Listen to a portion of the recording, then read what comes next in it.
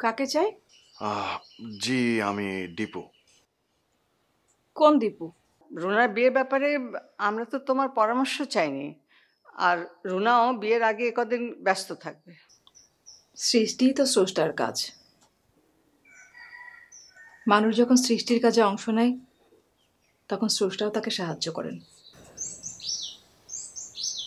সৃষ্টি স্রষ্টার কাজ, বাহ, ভালো বললেন তো।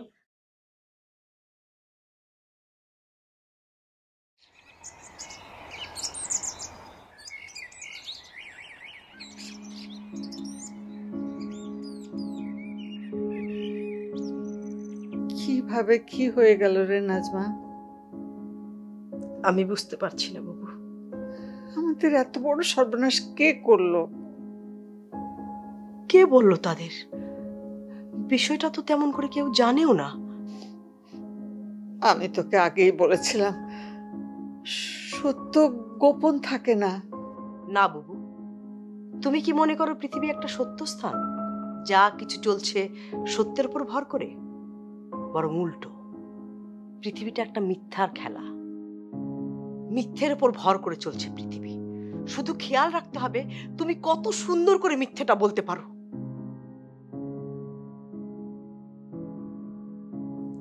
আমাদের কপালটা খুব খারাপ, খুব খারাপ বাবু। আমি যাই রে। কিছু খেয়ে যাও।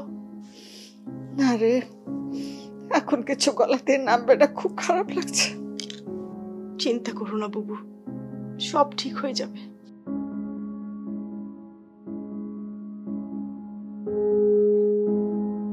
আমি আসি।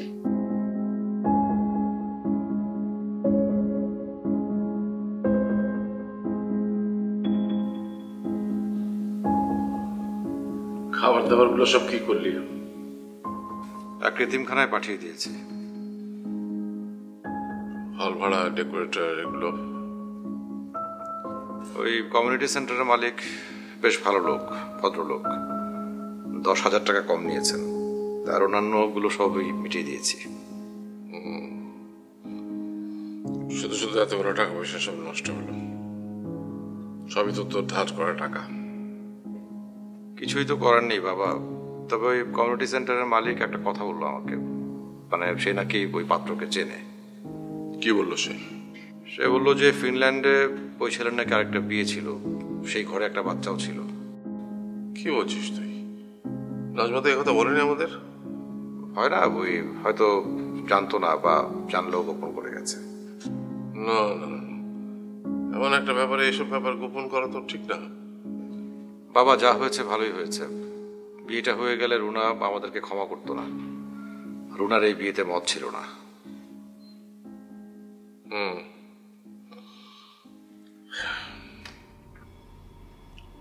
তোরা আছিস তো কদিন নাকি? কাল সকালের ফ্লাইটে টিকিট কেটেছি, চলে যেতে হবে।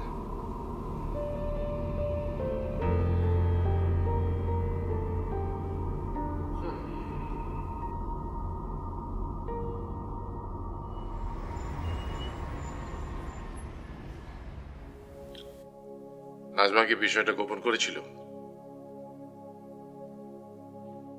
না না না, এত বড় একটা বিষয় গোপন করে বিয়েটা দেওয়া উচিত হচ্ছিল না।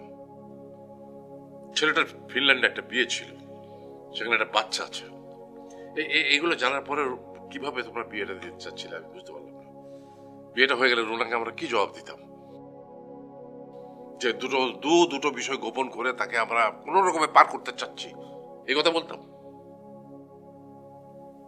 আমাদের মেয়েরই বা এমন কি সোনালি অতীত, সেটা ভুলে যাচ্ছ কেন?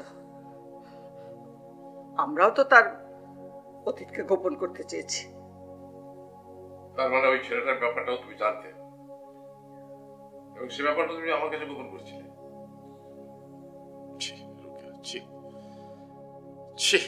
তোমার সম্পর্কে আমি অত্যন্ত উচ্চ ধারণা পোষণ করতাম। তুমি এইরকম দুটো বিষয় গোপন করে বিয়েটা দিতে চাচ্ছিলে? হ্যাঁ, করেছি, গোপন করেছি। আর কি করার ছিল আবার? আমি ওর একটা ভবিষ্যৎ চেয়েছি, একটা অনিশ্চিতের হাতে তো মেয়ের ভাগ্যকে আমি ফেলে রাখতে পারি না। ওখানে একটা ওর সুন্দর জীবন হবে, আমি তো এইটুকুই চেয়েছিলাম। তোমার চাওয়াটা ঠিক হয়নি রোকেয়া, ভুল হয়ে যাচ্ছিল, ভীষণ ভুল হয়ে যাচ্ছিল।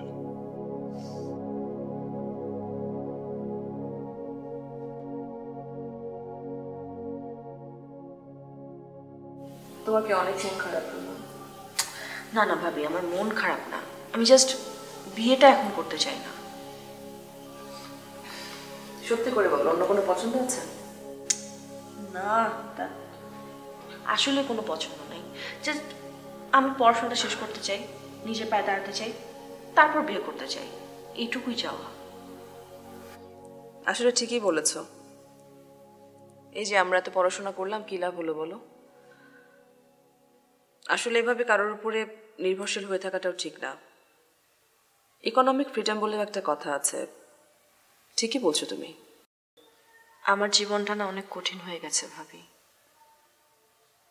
একটা ঘটনা পুরো জীবনটা উলটপালট করে দিয়েছে। কে বিয়ে করবে আমাকে? কেনই বা বিয়ে করবে? করলে হয়তো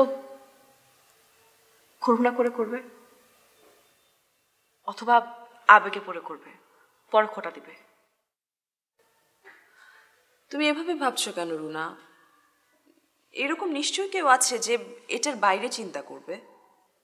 না ভাবি, নাই। আর থাকলে সে হবে মহাপুরুষ। এখন আমি মহাপুরুষ কোথায় খুঁজে বের করবো বলো তো? আর মেয়েদেরকে বেঁচে থাকতে হলে ওই পুরুষের শেল্টারেই থাকতে হবে, এই ধারণা তো একটু বদলানো দরকার, তাই না? জানো রুনা, তুমি খুব ভালো থাকবে, আমি না দেখতে পাই তুমি অনেক ভালো থাকবে, অনেক বড় হবে। দোয়া করো ভাবি, যাতে আমি আসলে কিছু করতে পারি।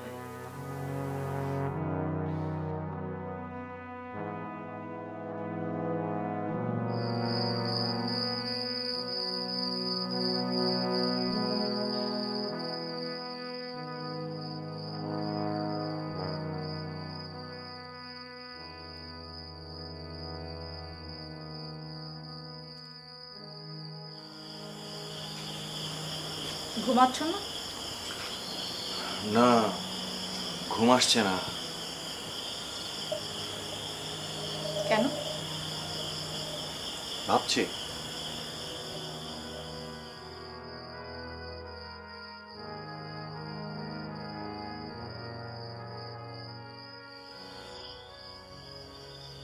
কি ভাবছো? ভাবছি মানুষের মুখ, কত মুখ, কত গল্প, মা বাবা ভাই বোন বন্ধু, এক একটা মুখ এক একটা উপন্যাস, কত স্মৃতি, কত বেদনা, আনন্দ মুহূর্ত।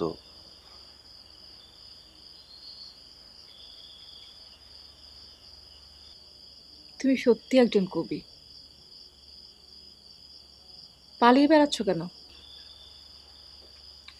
প্রথমে একজনকে ছুরি মারার অপরাধে ফেরারি হলাম, তারপর আরেকজনের বউকে ভাগানোর অপরাধে।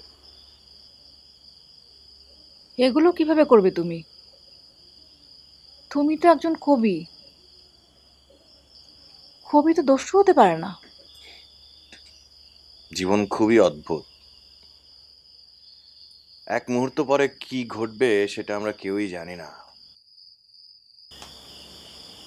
আমরা ঘটনা নিয়ন্ত্রণ করতে পারি না, ঘটনা ঘটে, তারপর আমরা সেটা সামলানোর চেষ্টা করি। কেউ সামাল দিতে পারে, কেউ পারে না। আর যখন পারি না, তখন মেনে নেওয়ার চেষ্টা করি। আর মেনে নেওয়াটা না মানুষের অদ্ভুত একটা যোগ্যতা।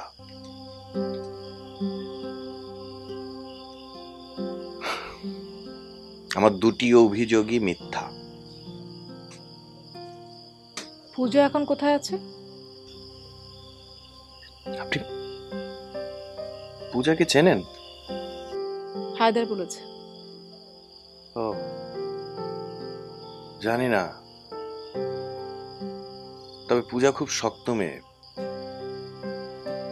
জীবনে হারবার মতো মেয়ে পূজা না। খুব ভালোবাসো পূজাকে? বেসেছিলাম।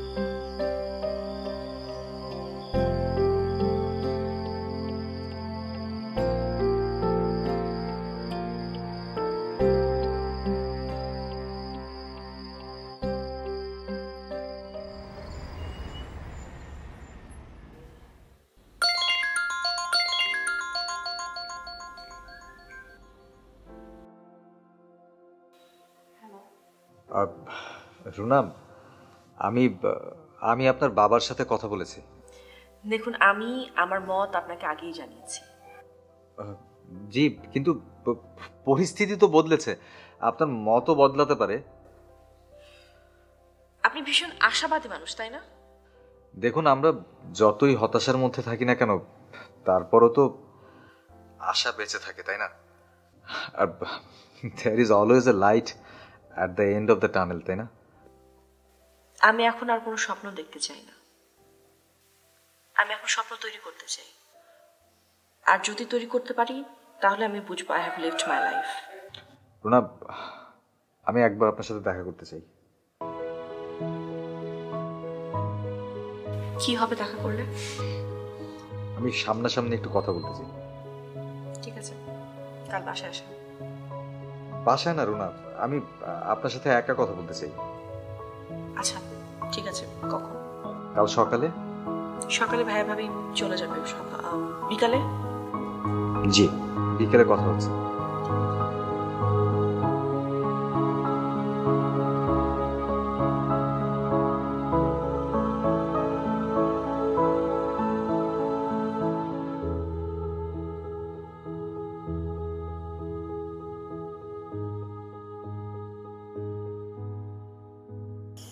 আমার মা মারা গেছে শৈশবে।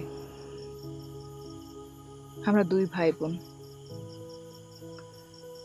বাবাই আমাদেরকে মানুষ করেছে। জসিম আমার থেকে 2 বছরের ছোট। আমরা পিঠাপিঠি। আপনার বাবা কোথায়? নেই, গত বছর মারা গেছে। আপনাদের পরিবারে আর কেউ নেই? ভালো ছেলে দেখে বাবা বিয়ে দিয়েছিলেন। স্বামী মিডল ইস্টে গেল, সেখান থেকে ইতালি যাওয়ার কথা, কিন্তু 2 বছর ধরে তার কোনো খোঁজ নেই। খোঁজ নেই মানে? শেষ কথা হয়েছিল লিবিয়া থেকে ইতালি যাওয়া প্রসঙ্গে। তারপর থেকে আর কিছু জানি না। খোঁজ খবর করেননি এম্বাসিতে? করেছি, কোনো লাভ হয়নি। ওরা কিছু বলতে পারে না। আসলে ও তো ইলিগাল ওয়েতে মিডল ইস্টে গিয়েছিল, তাই কেউ কিছু বলতে পারে না। প্রথম 1 বছর টাকা পাঠাতো, নিয়ম করে ফোনও করতো, তারপর সবকিছু বন্ধ। তো এটা কি আপনার স্বামীর বাড়ি? না, এটা আমার বাবার বাড়ি। স্বামী নিখোঁজ হবার পর 1 বছর ছিলাম ওই বাড়িতে, তারপর আর থাকতে পারিনি। কেন? এ বোঝা তারা কেন বইবে? জমি জমা বন্ধক রেখে সুখের আশায় ছেলেকে বিদেশ পাঠিয়েছিল, তা তো আর হলো না। তাদের অবস্থা তো খুব একটা ভালো না। মাঝখান থেকে পরিবারটা নিঃস্ব হয়ে গেল। তাদের দোষ দিই না। বাড়তি একটা মানুষ মানে তো আহার, তার ভরণ পোষণ, হ্যাঁ তো সব কিছু। ভাগ্যে সেই বাড়িটা ছিল, নাহলে কোথায় গিয়ে দাঁড়াতাম। আর আপনার ভাই? জসিম একটা ফার্মাসিউটিক্যাল কোম্পানির রিপ্রেজেন্টেটিভ। সামান্য বেতন পায়, তবে কিছু সেলস কমিশন পায়, সেখান থেকে কিছু টাকা পাঠায়, চলে যায় কোনো রকমে। আমার তো খুব একটা খরচ নেই, শুধু ফোনটা সবসময় হাতের কাছে রাখি। মনে হয় যদি তার ফোন আসে, বলে যে সে ভালো আছে, বেঁচে আছে এই আশা। আর নিশ্চয়ই সে বেঁচে আছেন। বেঁচে থাকলে তো যোগাযোগ করতো। কেন মিছে মিছে আশা দিচ্ছ আমাকে? বেঁচে না থাকলে নিশ্চয়ই খবর পেতেন, কারণ বেঁচে থাকার থেকে মৃত্যু সত্য। জীবিত মানুষ লুকাতে পারে, কিন্তু মৃত দেহ লুকানো কঠিন, আর মৃত্যুর সংবাদ লুকানো যায় না। তুমি লেখক, কথার মারপ্যাচ তোমার সম্বল। তোমার কথা শুনে আমারও খুব বিশ্বাস করতে ইচ্ছে করছে যে সে বেঁচে আছে। একদিন হাসি মুখে আমার দরজায় এসে কড়া নাড়বে, কিন্তু আমার যুক্তি বুদ্ধি বলে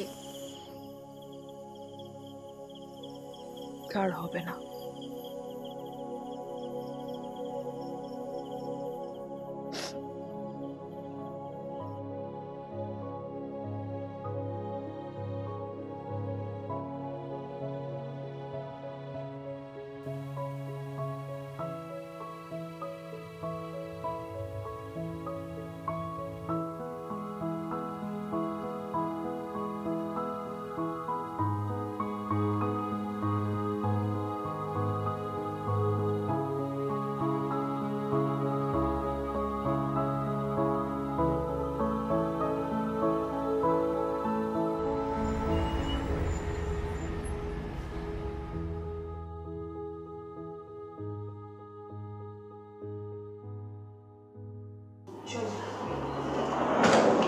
একটু দাঁড়াও বাবা, এটা রাখো।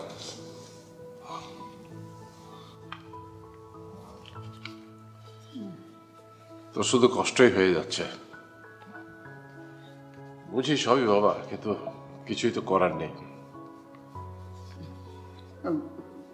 পৌঁছে ফোন করো বৌমা। জি মা, করব। আসলে আর গেলে কটা দিন থেকে গেলে ভালো লাগতো। না মা, অফিসে অনেক চাপ আছে, আর তাছাড়া এই আসা যাওয়া পুরোটাই তো পণ্ডশ্রম হলো, মানে এতগুলো টাকা। গয়নাগুলো দিয়ে টাকা নিয়ে আসবো। না মা, ওগুলো থাক, আগে পরে লাগবেই তো। না ভাইয়া, এগুলো আর লাগবে না, ওগুলো ফেরত দিয়ে আসো।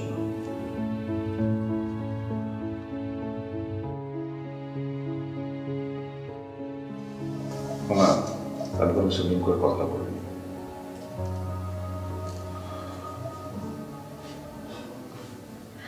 ভাইয়া সব দোষ তো আমার, আমি আর কি বলবো। আমাকে ক্ষমা করে দিও। না রে, তোর কোনো দোষ নেই, কোনো দোষ নেই। আমাকে ক্ষমা করে দিও।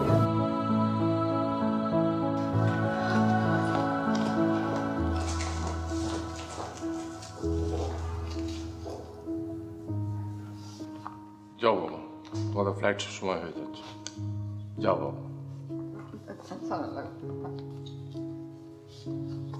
থাক না, থাক।